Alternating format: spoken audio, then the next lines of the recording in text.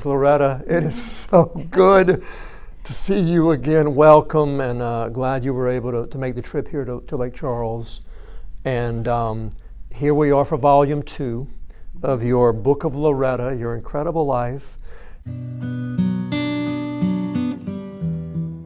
Let's start. We have a few things to talk about. Let's start here at home, because we're going to go all across the country and to other countries. But you had written an article for the Cameron Pilot on your uncle Rudolph Theriot. Mm-hmm. Can you share with us some of your memories and stories of him and his family? Well, Uncle Rudolph was one of 15 children, and he always lived on Chenier Pardue. Okay. And he married his wife Alix Savoy, and they lived there on the Chenier, and he raised cattle, horses, cows, and he farmed some. And as a small child, he often came to pick me up on a horse, and I would ride home with him, and he would round up his cattle with me on the horse as well. Goodness. You were working cattle at a young age. Yeah, I was on the back of his saddle. I was with Uncle Rudolph. And he had one grandson. We were the same age. And the grandson's mother was my wet nurse when I was born. That's how close we were in age. Yes. And I would spend a lot of time with them. And he owned this cattle truck. It wasn't a trailer like they have now, Right. And we liked to play in that cattle truck, and we were not supposed to, because we were not supposed to get in the hay and so forth. Right, yeah. And so, but his grandson and I, we did anyway. So, and one day he came out, and we were in that trailer, and so we heard him coming, and Martingale was able to get down. He had pants on, so I was coming down, and my dress got stuck on one of the screws up above, the boards. Yes. And all the way coming down, it sliced the front of my leg. I still have the scars. Oh my gosh. But anyway, we got down from this truck, and we never did it again. But so anyway, Uncle Rudolph, we went through Hurricane Audrey together. Okay. And he's the one told me that how desperate we were while this tidal wave was occurring. Sure. And how it was going to be like after we were able to come down, if we survived. Okay.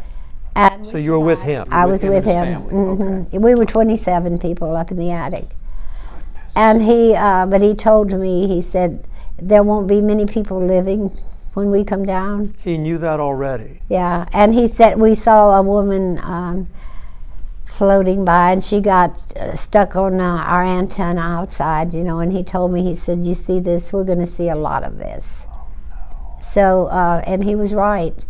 But then he survived, and he rebuilt his house. He was such a practical joker, and always played jokes with me. So while I had him at home this one Christmas, I brought him coffee in the morning, and he pretended to be dead. And so I didn't try to waken him. I didn't know what to do, because I thought he was dead. So I called his grandson after 2 tries, and he came, and my uncle popped up in bed and said, boo, and we just almost ran out the room for sure. Because he was just that way. Yes. And then when he died, we were at our family cemetery, and they were trying to put his coffin in the vault. It didn't fit, and so they had me look into the grave to see what possibly could be done. The coffin wouldn't fit into the tomb. Okay. And I looked inside the empty spot, and a frog jumped out of it. And I fell over 2 graves, trying to get away. So you were okay. I was okay, but I knew that was his last joke on me. So he put that frog in there. He put that frog in there. Now, where he lived before, his granddaughter lives there now. His great granddaughter, okay. And her name is Ernestine Claudia. She's named after my grandmother. Nice. And she lives there with her children and husband. They raise cows and horses, just as Uncle Rudolph did. She calls him Papa Rudolph. but she does everything pretty much like he always did. She built her house on the same acreage, and almost lost it in Hurricane Rita. Okay. But then enough of it was salvaged that she That's didn't have good. to leave it.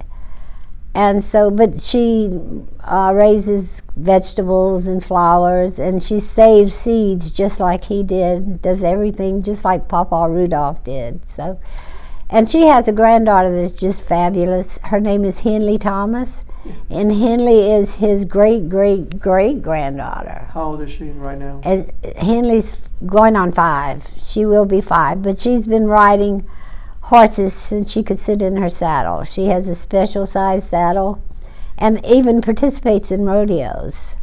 5 years old. 5 and years she's old. doing rodeo. And she's rodeoing. Okay. Yes, and he would be That's very, very proud of her. Yes. Yes, he would be very proud of her. So that was my Uncle Rudolph, right. He was a politician too at one time. He ran for school board office several times. Nice. And was a school board member. He was a very wise man. I always depended on him for advice, and Very nice. any questions that I had, But one thing about being at his home was every night there was a routine. Of course, there was no television, no electricity. Wow. And but we had to all sit in a circle and say the rosary before we could go to bed.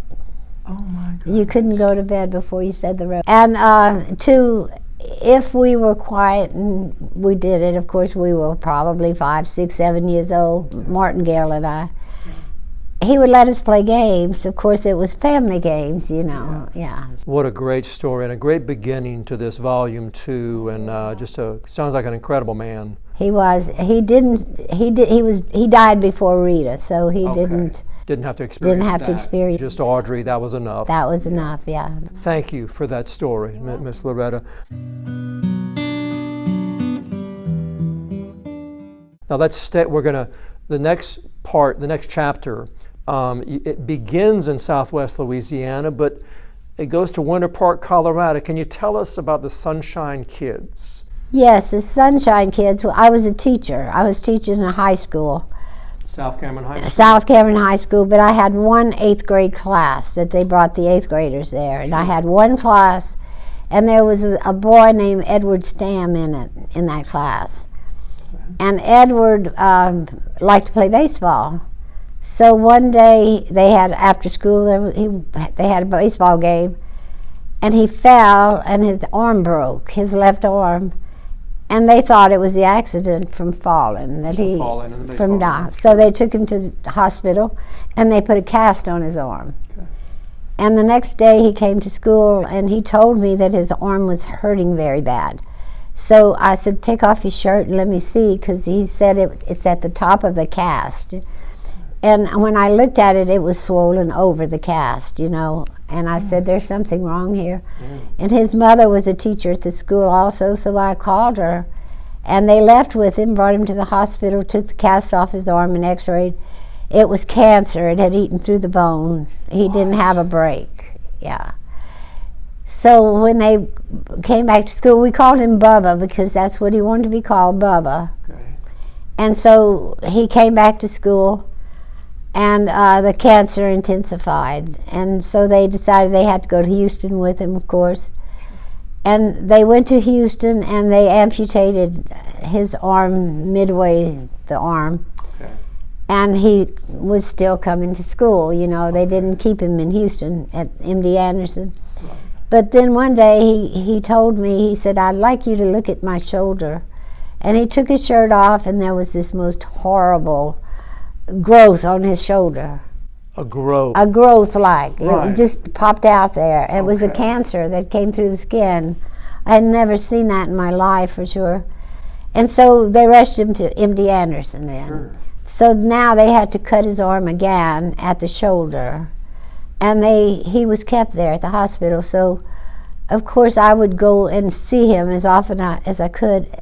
And he was there in the ward with all these other children who were also cancer patients or leukemia. And they were always wanting to know what was it like outside. They wanted to go outside. Or they would ask me questions about, have I ever seen snow and different things, you know. And I felt so sorry for them. But one day I met 2 volunteers there at the hospital. Or they were they were volunteers. Rhoda Tomasco and Betty Adams. And so we listened to the children, and we decided, let's do something for them. And so we got the idea, maybe we could have celebrities come over and talk to them or something. John Denver was real popular at the time. And these 2 ladies, because I lived in Cameron, Louisiana, they were in Houston, Texas, they took it upon themselves, first of all, to try to contact John Denver. Wow. And they were able to, and he came to the hospital. Oh my goodness. And so we were all there. But at the school, I came up with the idea to have a club, Friends of the Sunshine Kids, so that we could be friends. They're friends, you see. And so for that day when John Denver was there, of course, we all went over there. And he gave us the right to use the song Sunshine on My Shoulder. He gave you all the rights. The rights to play it. Then the children still were fascinated with the idea of snow, so we decided we would take them skiing. Oh my God. And so for 1 year we worked at raising funds to bring them all, because there were 10 kids from Houston. I found 5 in Louisiana. And we were able to raise enough money to buy enough ski uniforms and equipment. And United Airlines gave us all the airfare. Oh my gosh. And we could bring 1 parent, with each student could bring a parent. And a lot of these kids, they didn't have mother and father. Right. So they had a grandmother, you know. Okay, sure. And but they also, we had doctors, nurses who volunteered, came with us. Nice. They told us whatever we wanted to do with them that they could do it. And then we found out that Good Morning America was interested, CNN was interested, ESPN, and Channel 7 from here in Lake Charles, Louisiana came. Wonderful. Out there to meet us, and they had what they call the Winter Games. Okay. And our children competed in the Winter Games. Oh, nice. Of course, it was a handicap slope. Sure. But the most wonderful thing was the children telling us, we can run.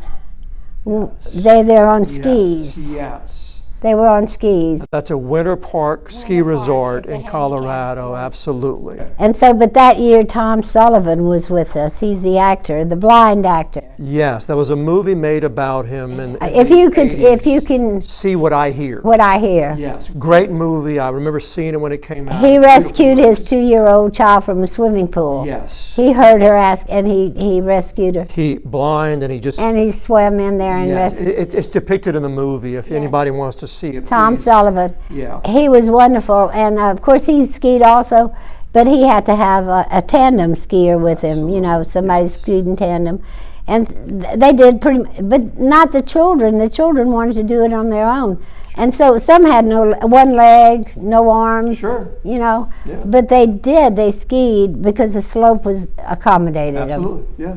And then in the evenings we gave out the medals and so forth. You know, so. For 1 solid week we did that, you know, and they did tubing. The funny time, one day, one of the boys was really too sick to ski. And so I would often stay behind and do stuff with him. Okay. So we found these, they looked like the tops of garbage cans. I'm not sure what they were called, but they were handles on both sides, and you could sit in them and, you know, maneuver around. Yes, sleds. Kind of like little sleds, yes, yeah. So we found 2 of them, one for each of us, and we walked into this little town. We went walking, and we walked in this town, and in the middle of town was this hill, a big hill, and I said, oh look, we can slide down the hill. So we had the most fun just climbing up and stuff. Then when we got tired of doing that, we went into the little souvenir store, and I saw some postcards with a statue. And I asked the lady, where's the statue? That we haven't seen it. And she said, you've been sledding on it all afternoon. It was covered with ice. So that's what we didn't know, you know. That's amazing. Yeah, Stephen. His name was Stephen. But Bubba didn't get to go on the ski trip. He died before. Oh, I'm sorry. He died before he could go. Yeah. But he basically saw John Denver. He saw John Denver. Oh, he saw John Denver, and he loved guitars. And he, for Christmas, got a 12-string guitar. Oh my God. And his saddest moments was the fact that he couldn't play that guitar anymore. Yes. So there was a priest at the hospital who would hold the guitar for him and do the finger chords. Yes. And he could strum. The guitar. What a great way to team play. And so but he was able to sing with John Denver. Oh my gosh. But he died before we could go. But now we're going to know about him, and he was the person who basically began the Sunshine Kids. Well, yeah, for me. For you, yeah, for yes, me. yeah, for it you, was. yes. It began with him. Well, that takes us from Louisiana and into America. Another area of America that you had an experience, which as a fan of The Sound of Music, you went to Vermont and you stayed at the Von Trapp Family Lodge. Can you tell us that Yes. Well, when I was at the perfume business in New Orleans, a lady came in one day and we chatted because I did custom blends. And so you have to sit with the people, you know, and chat with them and so forth. And she just become interested in me. And so she invited me to lunch for the following day. So I went out to lunch with her, but she worked for the State Department of Education, but in Washington, D.C. Wow. And so I was, at that time, I was getting ready to go to Montreal. Okay. To school in Montreal. Yes. And so we stayed in touch. Anyway, she left, went back to Washington, D.C., wherever. And while I was in Montreal, I got a telephone call from her one day, and she said, "Loretta, I have some people I'd like you to meet." And I said, "Who is that? Where?" She said, "In Stowe, Vermont." And I said, "But I'm in Montreal." But it's not very far away. Okay. From Montreal to Stowe, Vermont. Okay. So there's a bus that went there. Okay. So she says, "I'm going to make arrangements for you to ride the bus to Stowe, and I'll meet you there." And I said, "All right, okay, I'm fine with that," you know. So when the time came, I boarded the bus and I went to Stowe, Vermont. But I didn't know where I was going. And so, but she meets me at the bus station, you know. Okay. And we drive, and she had her husband with her, of course, said that. And they asked me, did I know where I was going? And I said, "You never told me. Do you have a house here?" And they said, "No, we're going to Von Trapp Lodge." And I'm, "Von Trapp, the Sound of Music people?" "Yes." And I'm like, "Really?" And so that's where we stayed, yeah. Did you meet the... Oh, yes. Yeah, well, there were only two there. Of the original family, there were only two there. Okay. And, but yeah, we were there a week. But we played croquet. That was their favorite thing, to play croquet in the yard in front of the lodge. All of the dead members of the family are buried there, in that yard. Really? Okay. Along the fence. So you play croquet in the yard amongst them, all of them, the real Von Trapp the Von family. Trapps, yes, yes. And the evenings we had like high tea with them, and Oh my God. they had an extensive library in there. I bet you love that. Yeah, I love that.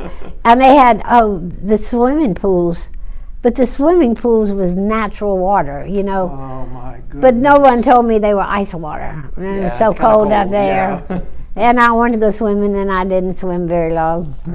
Yes. It was very A cold. little cold, yes. Now that was a summer, I guess? It was in the summer. Okay. But still, it's cold in Vermont. Yeah, it's cold. For Louisiana skin, yeah. I would say it was probably in July, maybe. Yeah, I don't remember exactly. Okay. But I was so overwhelmed with the idea that I was at the Von Trapp family lodge. And you spent a week there, high tea, and you met two of the family. Two of the family members, That's that's the only two that were there. Okay. I don't believe there was that many of them left. They lived in other places. Sure, yes. The girls or whatever, yeah. Absolutely. But every afternoon they were singing, you know, and Oh my God. yeah, there was, so. That's beautiful. Well, thank you for sharing that. That was We had really no wonderful. idea. While I was there at the lodge, someone, I think it was one of the Von Trapps, told me that he knew of someone that had a perfume business in New York and might be interested in some of the perfumes. Okay. So I said, well, that would be wonderful. So I told my friend Lou Bertha that I was there with that when I got back to New Orleans, there was someone who was going to meet me, but it would have been like the following year because I was still in Montreal at college. Yeah. And she said, oh, I have, what do you call these apartments in a hotel, timeshare in a hotel in New Orleans. And she says, I know that person. She says, I'm going to tell her to meet you there. So that the following year, I'm home from Montreal. So my son, Gary, and I go to this hotel to meet this person who was coming in. Well, we waited there in the hotel, in the apartment. And about 7 or 8 o'clock that evening, a couple came in. And they were just giggling and happy and so forth, and they stopped and said, oh, we got to introduce ourselves. So she says, my name's Fatima, and she introduced her fiance. That was her fiance. She said, we're so happy. She said, can we tell you our story? I said, yes, I'd like to hear you. We didn't know anything about them. They just walked in, were happy, and started talking. This is what happened. Her father was Haile Selassie, the dictator of Ethiopia. And then I think Ethiopia was supposed to be taking over something in Italy. Okay. And so he was displaced from office, and in fact he was murdered. But she and her mother, she was engaged with this man she was with. Okay. But they had to be sent out of the country. So they had to escape to Jerusalem. The boy at the time went to Germany. Okay. So they never saw each other again. And so, but then after they were in Jerusalem, while her father was killed in wherever country he was in, it wasn't a very good situation the way I understand, but somehow or another she was able to reconnect with the boyfriend. And so they met, and they each flew into New Orleans, and they had just met. And they had counted the days, the hours, the minutes, and so forth. Oh my God. So that was their moment of reunion after years. Moment of reunion after all these years. But I had no idea who Haile Selassie was at the beginning, you know. You looked him up, though. I looked him up and learned about who Haile Selassie was, for sure. And her name was Fatima, and it meant Mary. That means Mary in their language, whatever. Right, yes. And she did own a perfume business in New York, and so she and I did a few projects together. Nice. She did. But what an incredible story. And she survived, and her mom survived. And all that happened because you were the Von Trapp. Lou Bertha just said, go, and they'll give you a key, and I made all the arrangements, you know, and I'm okay. Amazing. And it's going to be this woman, you know, but she didn't know about the man. Okay. Nobody knew that they had made connections, you see. Yeah. It was just an added bonus. It was just an added bonus. So, but that came about from the Von Trapps, you know. That's wonderful. And perfume, you know, we talk about perfume. That perfume that and so it led to a lot of a lot of adventures, a lot of interesting That's how I met Anne Rice. There's just a lot of information there.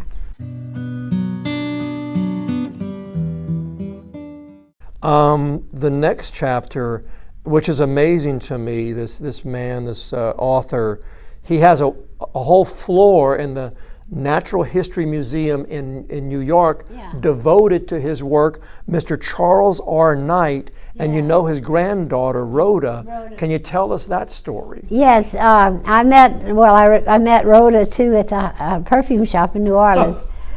She walked in one morning, and a lot of people would come to New Orleans on vacation. Sure. She walked in, and that morning I was just lost in another world or something. Nobody else was in the shop. And she says, I give you a penny for your thoughts. And I said, they're not worth it. But okay. So she just liked to smell the perfume shop. Everybody was intrigued with that shop. Sure. Because we did our own perfumes, and did custom blends. Custom blends, yeah. And so she sits down at one of the chairs that we had in there, and I sit with her. And soon this gentleman came in and joined us, and we began talking, you know, and she was from New York, and just they were on vacation, and she was with a friend. Okay. So I said, oh, that's good. She said, have you ever heard of Charles Knight? And I said, never. Okay. And she said, you know about dinosaurs? I said, everybody knows about dinosaurs.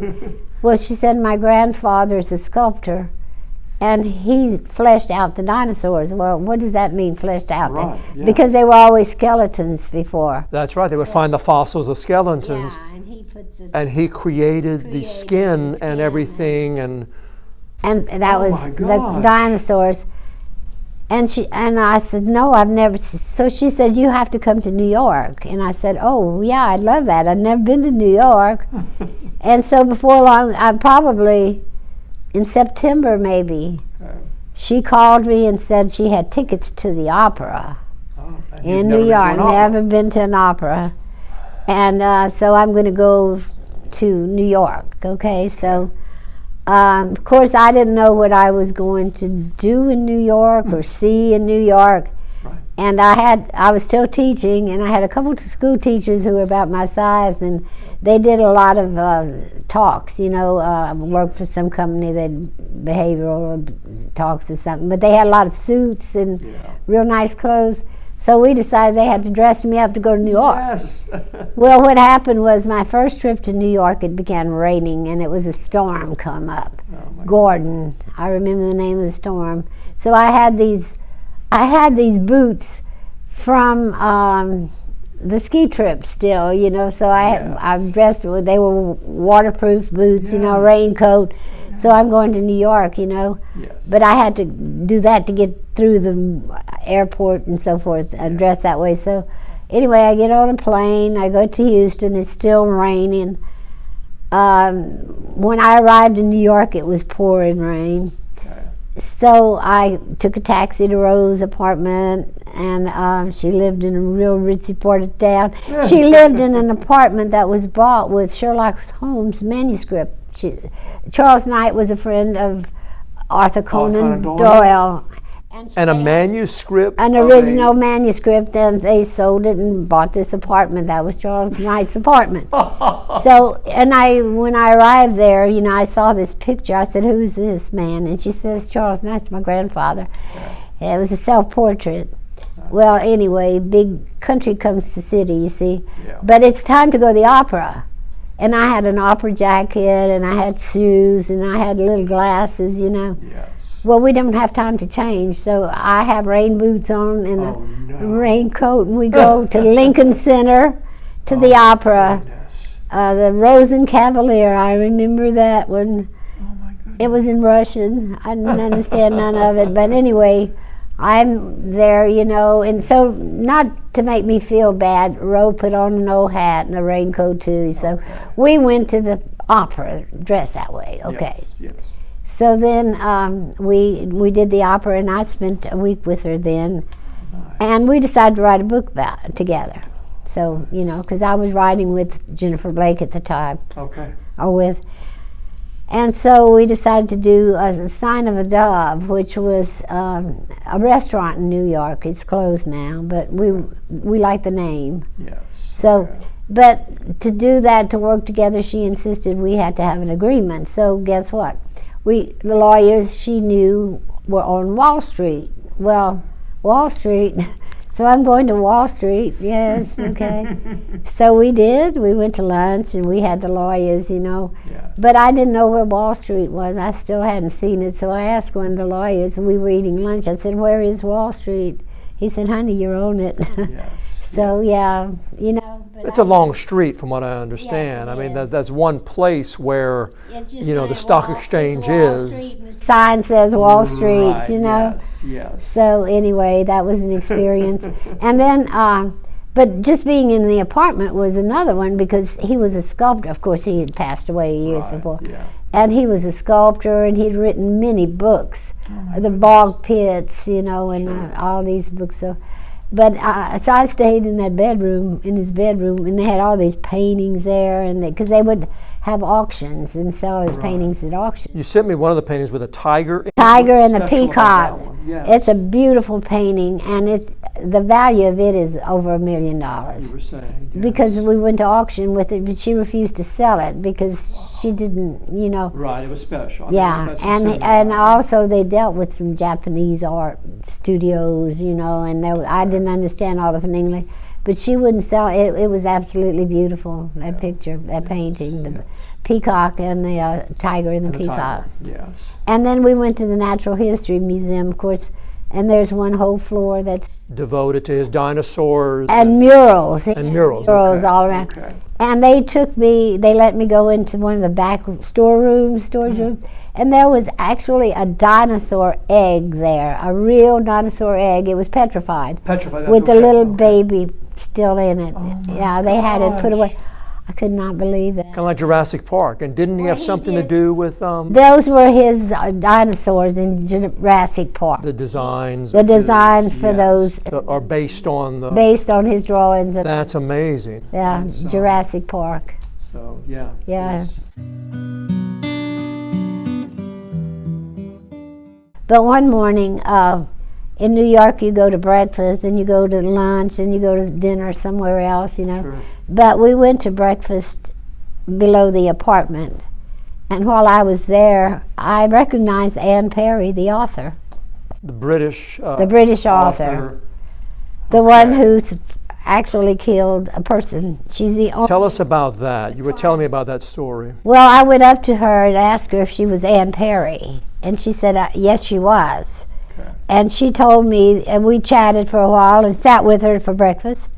And then she told me she was doing a book signing at the Black Orchid bookstore. Okay. And she said, I'm inviting you to come to the book signing with me. So I was pleased, to do that for sure. So, and at that time, I had never seen a Barnes & Noble bookstore. Wow. And we happened to walk past that one, and I thought, oh gosh, look at Barnes & Amazing. Noble. Yes. But we went to the Black Orchid, and it was below ground in a basement type thing. And she had me sit with her at the table. Goodness. And while we were sitting there, I asked her, I said, are you the author who actually murdered someone? And she told me about it. She told me all about it, and said she and her friend had actually spent 2 years in prison. And when they let them out, they were... They were young. They Young, were they were 16 or something like that they when were it very happened. young. And so What was the reason? Did she ever give you a she reason? said that her friend, the friend's mother, just kept a tight rein on her daughter, and they weren't allowed to do much, and so forth.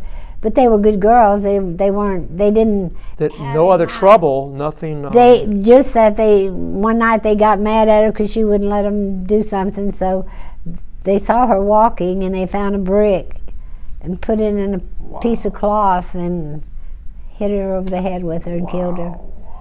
She said it's well known. It doesn't matter. People know about it. Not many people, I think, really knew about it. Right, yeah. But she told me about a book that was written about her, a biographical book, and it told the story. And Story of that. Yeah. I got it. And then she autographed a book for me. But she did write a lot of books, and she wrote mostly set in the UK, in England, and so forth. Okay. And she wrote wonderful Christmas stories too. Yeah, just a Do little you have book. any of those? Oh, I had the whole set. I have all of her Wonderful. books. Wonderful. But she died just recently, maybe 6 months ago. Oh, really? Yeah, I'm so she died. sorry. Okay. But I have Yes. all of her books too. Yeah, I like Okay. reading. Anne Perry, that's one lady named Anne, and then you have another friend. Anne Rice I think a few of us have heard of her. from Yes. New Orleans with Yes. the Vampire Lestat. Yeah, Yeah. and Now, what did she ask you to do about the vampire Lestat? she wanted a perfume made for Lestat. Mm-hmm. And whoever made a perfume for a vampire. So I had no idea. He was a bloodsucker, Right, yes. So do we put blood in this perfume or what, gosh. So, and will I have to see the vampire, goodness. And they were filming the movie. It was during the filming. Okay. Right. Well, it so happened it was, and that I was staying with my friends Kenneth and Larry at their house. It's in the first volume. In the first Of your volume. book. Yes. And Kenneth and Larry had a party for them, for the cast Nice. of The Vampire Lestat. Okay. Well, I didn't know anything about Lestat at the Right, time. Right. So she called and said she would like to commission a perfume made for her vampire. And I'm really, okay, I guess I could do that. Yeah. So, but you have to come to the house and do it. I'm not coming to the shop. Right. Oh, really? Well, who wouldn't go to Anne Rice's home, huh? Exactly. Yes, so I did, and my friend Ann came with me, Okay. and it was just a normal house, except there was a wooden skeleton in the front entrance, A wooden skeleton. a wooden skeleton As you enter the house. as you entered the house. Interesting. But she met me in a kind of matronly looking dress, not at all the Anne Rice I thought was going to be Right. there, maybe with a cloak on or something. Yes. And I loved the visit. I was enthralled with her house. She wrote, scribbled notes all over the wall, you know, in her writing room, and Oh my goodness. just a wonderful. It was. Yes. Very I had to see that. A writer's house. A writer's house, Yes. basically. And she had already written the stories about the witches, Mayfair witches, Okay. and then she had the vampires. She had different, you know, Yeah, different theme, collections, different, themes. yes. Yeah. So, and then her husband Stan was, I met him, and then she said, would you like to see my doll collection? Well, I love dolls. So we went upstairs, and she had a whole floor of this house full of dolls. Oh my goodness. And there, she had some, they were called the Children of America, of the Americas. Okay. And these dolls were human-sized. Okay. And they had real hair, and they looked so real. And she had all those dolls, but she had all kinds of old dolls. Just, she had some sitting at tea parties, you know, and just. Yes. Yes. So she had a whole floor of them. And well, I saw those dolls, all those dolls, and so forth. And so, of course, I had to keep in touch with her with the perfumes. Of course. And she had a bottle for Lestat. His name was engraved on the bottle for Lestat. And her perfume was Dark Gift. Okay. I still remember the formulas, but I'm not telling. And she, anyway, we stayed in contact because I had to with the perfume. She would reorder, you know, and I'd deliver. And then she, her husband died. Stan died. Okay. And when he died, she moved to California Okay. for her health. She needed. Yeah. And so then she began writing about wolves. But we kept in touch all the years. We emailed and so forth. Very nice. And then she died about a year or two ago now. Goodness. And she's buried in Metairie, Louisiana, in That's a good. mausoleum. Yeah. That's good. Okay. Well, what a story. That's and you made a perfume for Lestat. At some point, you were invited, given a scholarship to go to a French school in France. Yes. After I did the stint in Montreal, Yes. that was through the humanities. Okay. But I never applied for any of this, you know, because I was teaching school Okay. in one area in Louisiana. I worked in the perfume shop in New Orleans, Louisiana, so I was about as strung out as I could be, you know. Yeah. When I received a letter from the embassy, the French embassy, telling me that I was awarded a scholarship and bourse. Okay. Yeah, for a semester in Besançon, France. Awesome. Well, I was familiar with France. I was familiar with Paris, Pau. I visited relatives, you know, Right, there. Yes. Yeah. But I had no idea where Besançon was. Yeah. Besançon is in the northeast corner of France, Okay. near the German-Swiss border. Beautiful area. Yeah. Yes. Strasbourg was there. Yes. Yes. And so I found it on the map, and I agreed to the, you know, who wouldn't, you know, Yes. because they were paying me to go to school. That is amazing. So I left the perfume shop, took sabbatical from school. and flew to Besançon, France. Okay. And so I had no idea what I was going to find there or do there. I had no idea what the CLA, the CLA they called it, was. It's a linguistic school. Okay, so what does it stand for, CLA? Centre, the Center for Linguistics Applied. Okay, applied linguistics. Okay, Yeah, all in right. French it's the opposite. Okay, But anyway, I got to Paris, and I had a representative from the college meet me in Paris, and we took the train to Besançon. Yeah. And we got there late in the evening, and my place that I was staying in, this dormitory, was an old chateau. how old? Oh gosh, it was old. The windows had no screens or anything, Oh, just my shutters, you know, Yeah. and no telephones, nothing. Wow. So, but it was for men. Well, I was used to that because the same thing happened in Montreal. There we go. Yeah. And so I said, I won't bother them if they don't bother me, you know, it's fine. Right. So I was given this room in this chateau, but I was directed to some lockers, and so I opened my locker, and I had a note in it with a telephone number. Okay. And so it said, please call me. So I asked it, there was a desk, maybe a desk, I don't know what, in this old chateau, it wasn't, it was Yeah, crude. It wasn't a hotel. It wasn't a hotel. Something, yes. Well, I saw this lady sitting behind this, what looked like maybe a desk, whatever. Okay. And I asked her, I said, do you know who put this in my box? And she said a lady had been there that afternoon looking for me. And she had a newspaper with her, and she showed the lady there at the chateau my picture. She said she had a newspaper and with your picture on it, and if you came in, I was to tell you that she wanted you to call her. So I said, good. So the next day I did. I called her. There were very few telephones in this. It was a small city. It's an old, I don't know if it's even called a city. I guess it is, but Yeah. it's a Roman town. Okay. Rip Village. Yeah, something sort like of that. very. Yeah. And so I called her, and she picked me up in that afternoon, and explained why she was so interested. And the fact was that I'm from Louisiana. So she began telling me the story that her father was, during the war, World War II, World War II. Okay. her father was taken prisoner by the Germans.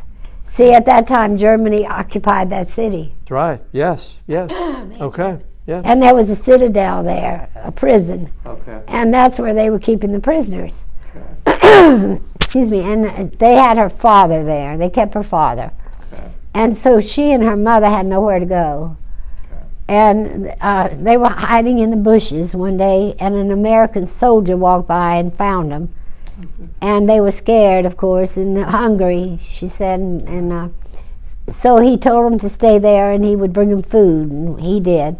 For several days he kept them there in those bushes, she said. Wow. And at the time she was about 6 years old. Okay. And then she said he found a place for them, someone who would take them in, you know, Okay. and keep them. And so this went on the duration of the war, as long as he was in, he wasn't in Besançon, I don't know, he was stationed He was in the area. in the area. Yeah. And so, but he brought them clothes, and he took care of them. Okay. And he was from Louisiana, see. Huh. And so when she saw your name in the paper from and I was Louisiana. from Louisiana, a chance that I might know the man, of course. Okay. Well, I didn't, but I knew the town he was from, what town? For He those was of us From from- Louisiana. Breaux Bridge, Louisiana, You know and that. I knew where that was definitely because I had lived in Lafayette, Louisiana, and I knew go. Breaux Bridge. Yeah.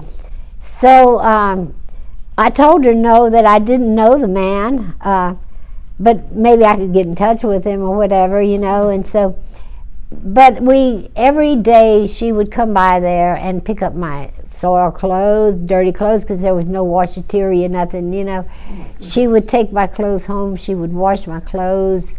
She took care of every possible need that I had. Her son was a hairdresser. He did my hair. So anyway, one day though, I told her, I said, "Do you think there were students there from all over the world Sure. at the school, at the CLA? at the CLA, at the CLA?" Yes. And I told her, which I was a student there, but I wasn't really going to classes because whenever I arrived there, I'd take a test. They told me that I didn't fit any level, so they handed me a tape recorder and told me I could do whatever I wanted with it. Just walk around town. You do too much. Interview, I guess, interview people in the city, you know, and yeah. A great assignment. That was my assignment. So I was all for it, you know, and I did learn a lot, I tell you about that. Then back to Paula, I asked her if she thought perhaps if we talked to some of the administration in school, there might be another student from Louisiana or the United States. Yes. And there so happened to be a man from Breaux Bridge, Louisiana. And they located him at the club. This small school in France. There was somebody from Breaux Bridge, Louisiana. And so they located him for us, and he came, and I called Paula, and of course she had a phone, she had a nice home and everything, she had a lot of, and she spoke English well, but I told her that they located someone from Louisiana. So she came to the university to meet him, and we went out that night, and she began telling her story, and he knew the man in Breaux Bridge, Louisiana. Amazing. And he was leaving the school for the summer to go back to Breaux Bridge, so he told her that he was going to look up the man and tell him about it. So I was still at school, I couldn't come back home, but he did. He located the man. He sent Paula 2 airline tickets, one for her and her son. Yes. And she was just beyond herself. She was so happy. Imagine. And he made all arrangements, and they flew her to Breaux Bridge, Louisiana, and they had a big a reunion. A welcoming. They had all kinds. I think she spent a week. That's wonderful. Beyond herself. I can imagine. But you weren't able to be there, No. but you saw her when she came back. Oh yeah, when she came back. And you saw how powerful that was for her. Oh, it was awful. 6 years old at the time. At the And time. then being able And to the man now- remembered her. Yeah, Of course. I mean, cannot remember his name. And That's okay. I had a book. Of course, I kept a journal while I was there, but then I lost it in Rita. You know that Yes. goes. And I don't even remember the boy student's Okay. name Okay. because I thought often of Right, exactly. you know, getting It'd in be touch nice with to- them, but I don't yes, remember yeah. their name. I always liked the author Colette. I was going to ask you about her. And I discovered that her home, actually at one time, I think that's where she lived, her first home, was in a little town not far away from Besançon. I went to Strasbourg when we would go on weekends and stuff, we'd travel around. They had flea markets all over the place in Strasbourg. Yes. And I found one of her copies of her manuscripts that she wrote under the name of Willie. Now tell us about that story about her writing. She was married to this man named Willie. Okay. I don't remember the name more than that. Okay. But Willie, it was a marriage of convenience or whatever. He wanted to, whatever, he married her. I think her father was wealthy, and well, anyway, she had nothing much to do, so she would write stories. Sure. And one day, Willie had company, and they saw some of the stories and decided they should be published. So, he said, yeah, they could be published, but on his name. And so for many years, she had to write stories under the name of Willie. So, but one day when I was out in Strasbourg walking through the streets and there's flea markets, they have old booksellers all over the place. Sure. And there was a book of Willie. And it was about the size of a comic book, you know, it wasn't a hardback book, Right, whatever. yes, yes. So I bought that book. It was cheap, probably 50 cents, you know. That's amazing. And I lost it in Rita too, but I got further interested in Colette. Sure. But as she wrote, they got more famous, you know, and they were being celebrated and won all kind of prizes. And she decided it was time. She wrote them, but her husband won all these prizes. And he took all the, credit. But what happened? How did And it he happen? was mistreating her, something terrible. Yes. So she decided she had had enough. I think He won some big prize. I can't remember exactly, but Some kind of trilogy, I think you were saying. she wrote a trilogy. But yeah, and he was something like the Nobel Prize, but Wow, for literature, okay. But she decided it was hers. Yes. So at this grand celebration, she made the announcements that she was a writer. She was the one. And I think people were beginning to catch on. The readers were beginning to. Yes. And then from then on, she wrote as Colette. Good. And so I always said I wanted to be like Colette. But I have all of her books. But my most treasured ones is one that Dr. Stevens brought me from. He was on the Nobel Peace Prize committee. Nice. And went to Europe every summer. Yes. And he brought this book by. You knew him in New Orleans, yes. And so it's in French. So all of her books are in French. Okay. I may have one or two that are not in French. Have been translated. Okay. You know. Yes. And you send me a picture of that one. I'm going to put it. She died, and Colette died in 1954. Yeah. A fan of those of her stories was Jacqueline Kennedy, and I had that book. Jacqueline Kennedy had a lot of her stories translated to English and made into a volume. I have that book. Good for her. Thank you, Miss Jack. That's wonderful. I wasn't aware of that. Okay, so if anybody is interested, they can possibly get an English version of it. So. And in that town in Besançon, there was a monastery, a Carmelite monastery. Yes. It was beyond the citadel, so I kept climbing the mountain to go up, and I found this beautiful place, you know, big building painted white with a fence all around it and flowers in the yard. And I loved Saint Teresa, but she was on the other side of France in Lisieux, on the opposite side. Yeah. So it said Carmelite Monastery, and I'm thinking Saint Teresa. And so I was at the gate and I rang the bell, but I didn't know you can't go into a Carmelite monastery, you see. Yes. Well, anyway, this nun came out, and she came up to the gate and introduced herself as Sister Teresa. Je suis Thérèse, she said, Je suis Thérèse. And I'm like, oh, really? You know, Thérèse. Yes. Not Lisieux, you know. Right. But she was so happy to see me, and come in. Yeah, rentre, you know, and it's all in French. And I said, is it possible? Oh, oui, bien. So I go in there. Well, of course, I returned every day after that for the longest, because they made host. They were making those. That's what they did there. Oh my gosh! And I had no idea how they were made. You see? Yes. Yeah. And so, but they would let me in there. And you saw the process. Saw the process, and then the fun thing was every Thursday there was a market in town in Besançon. Yes. And it was the Africans mostly had it. Okay. The Africans. Yes. Les pieds noirs, they called them, black feet, or les pieds noirs. But anyway, they were barefoot all the time, you know, it was just. But I'd never gone to this market. But every Thursday, Sister Teresa said, she was sent to town to buy the legumes for the day. Yes. And that was the only day of the week that they could go out. Yes. See, they went to Mass every evening. Oh, I had more converts. My friends, I made friends with people from Norway, Sweden, Russia, you know, because they were from all these different countries, never been out of the country before either. Right. But they would come with me to church. Nice. And of course the nuns had to stay behind the couldn't. But I would tell them that during the daytime I can go in their house. Yes. Well, how can you? And I said, I just do, you know. So, but we would go to market.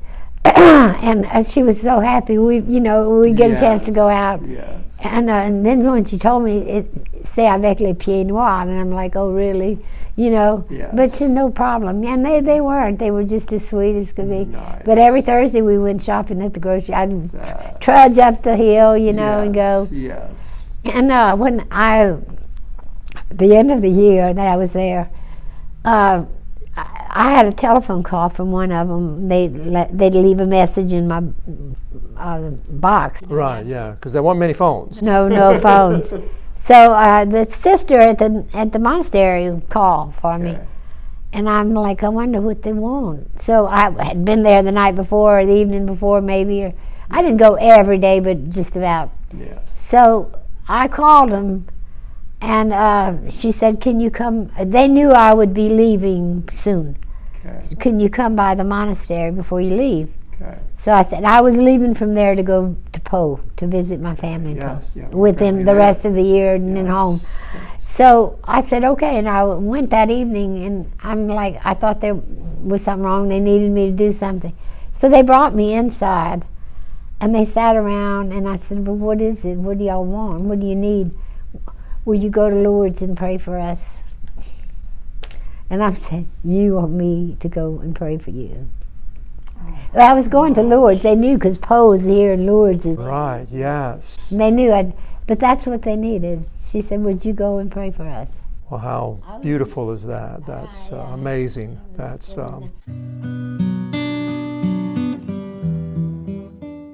Okay, but in the school, while I was there, I kept thinking there's bound to be some Therios, because my great-grandfather was from there.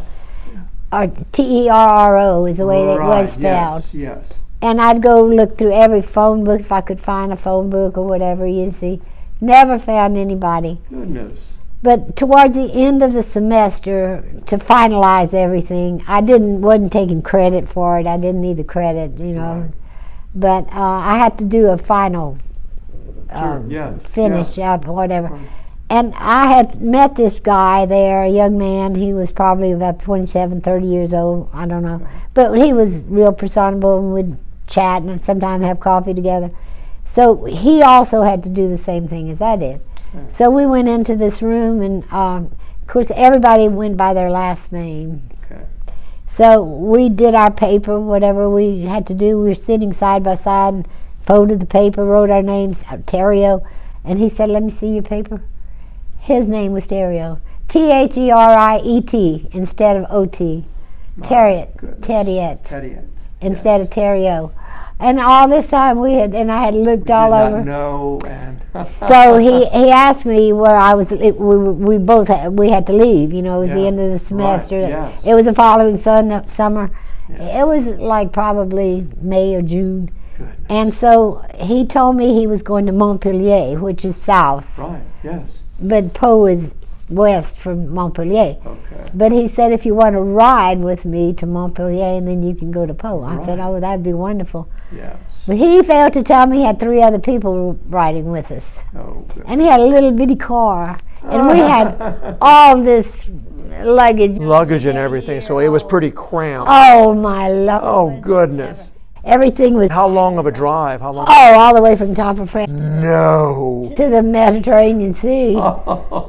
It took us, Yeah, that's not comfortable. But it was okay. I got there, and then I had to take the train from Montpellier to Lourdes. I mean, Po. To Po, yeah. Yeah, but his name was Theriot, and mine was Theriot. After all that time, you finally found someone at the final. Now we get the final chapter of this, and I met this older couple besides Paula and her husband. Sure. And they just wanted to be a tourist guide, you know. They just take me anywhere you want to go. Yes. But there were so many interesting places that were not touristy places. You know, people didn't come there as tourists. Right. They began telling me about this mountaintop cave that was there, and that there were dead soldiers still there. What? And so my curiosity was just, take me there, I want to go there. Yes. So one Saturday morning, they picked me up, and we went up these mountains. And way at the top of this one mountain, they parked the car or whatever, you know, and we got out and walked, and sure enough, there's this cave. And we walked in, and it's not touristy, you know, it's not. Right. And I said, but there's dead soldiers. Yeah. So we, you know, they spoke French. So we walked far into the cave, and sure enough, at the very end of this cave, it was like these soldiers were there. World War II, or They were just skeletons, but they still had uniforms on. and they were all in there. They weren't buried. They were just Yes, they had died in the cave. campfire there, or you could see and how long that had been. I don't know, but they were sitting around, and yeah, they just died there, and That is, I could not believe I that. can imagine. So I don't know exactly where it is, but But it's from World War II. yeah, It's, yeah, in that cave. Some soldiers, were they American? Do you know? Or I don't know what they were. No. Okay, but they were dead soldiers, skeletons with uniforms on. Yeah. Oh, Campfires, so they were probably yeah. It looked like a camp. killed right there or just died right there. And Miss Loretta, I can't tell you how honored I am, and I appreciate it very much, teaching me. And but thank you for being here. And